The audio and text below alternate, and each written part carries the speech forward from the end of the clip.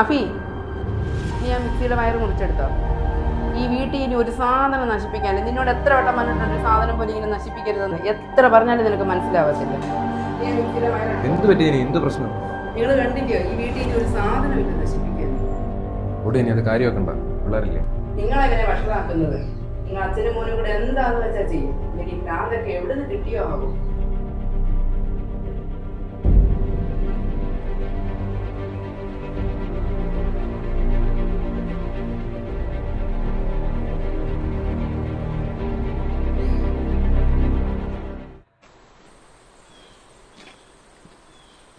If you haven't got problems, I feel bad for your son. I got 99 problems and a bitch ain't one.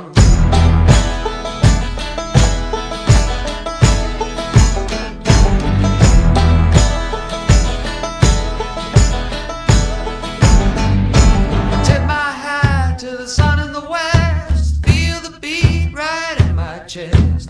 At the crossroads a second time. Make the devil change his mind. But it's really a ton. 99 problems and a bitch ain't one. If you haven't got problems, I feel bad for your son. I got 99 problems and a bitch ain't one. 99 problems.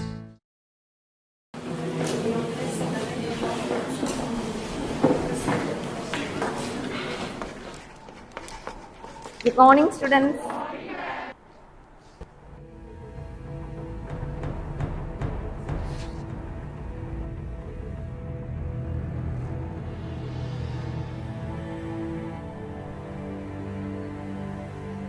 എല്ലാവരും page number 30 ഒന്നെടുത്തേ.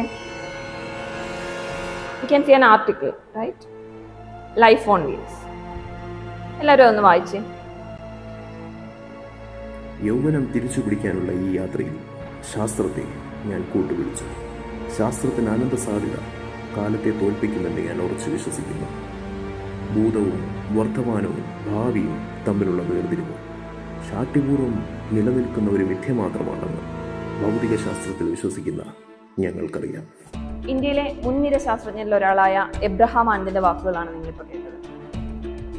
അദ്ദേഹത്തിന്റെ മകനായ നീ ഈ രീതിയിലാണോ ക്ലാസ്സിൽ പെരുമാറേണ്ടത്?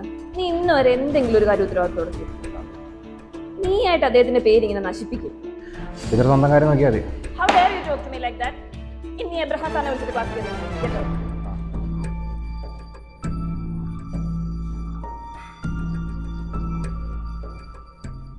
എത്ര ദിവസം ഒന്ന് വീട്ടിൽ പോയിട്ട്? ഇതിപ്പം പ്രോജക്റ്റിന്റെ ലാസ്റ്റ് സ്റ്റേജ് ആയില്ലേ? ഇന്നും എല്ലാം നടക്കുമോ? എത്ര നാളായിട്ട് ഇത് ഫെയിൽ ആവുമോ? ഇപ്രാവശ്യം സാറിന് നല്ല കോൺഫിഡൻസ് ഉണ്ട്. ആ, ടൈം ട്രാവൽ എന്നൊക്കെ കേട്ടിട്ടല്ലേ ഉള്ളൂ, പ്രാവശ്യം കണ്ടറിയാം.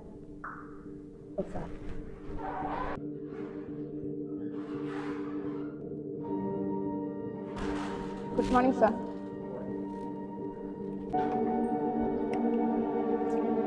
എനിക്കൊന്ന് സംസാരിക്കണം.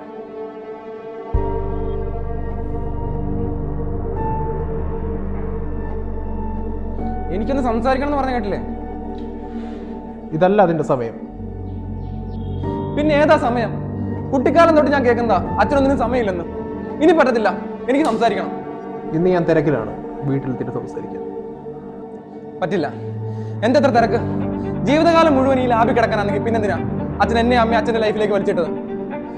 അമ്മ മരിച്ചു കിടന്നപ്പോൾ പോലും അച്ഛനൊന്ന് കാണാൻ വന്നിട്ടില്ല. അത്രത്തോളം എന്ത് തിരക്കാന്ന് എനിക്കറിയണം. നീ ഇപ്പൊ പോകാനല്ലേ പറഞ്ഞത്? ഇല്ല, പറ്റത്തില്ല. ഇതിനു വേണ്ടി അച്ഛൻ ഇവിടെ എന്തോ പിടിച്ചിരുന്ന എനിക്കറിയണം. ഇതാണോ?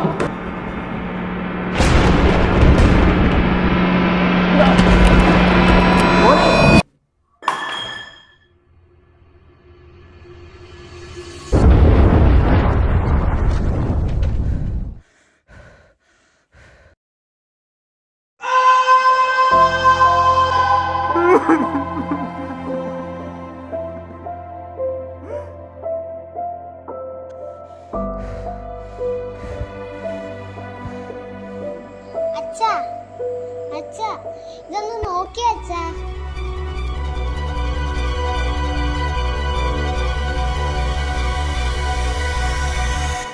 എബ്രഹാം,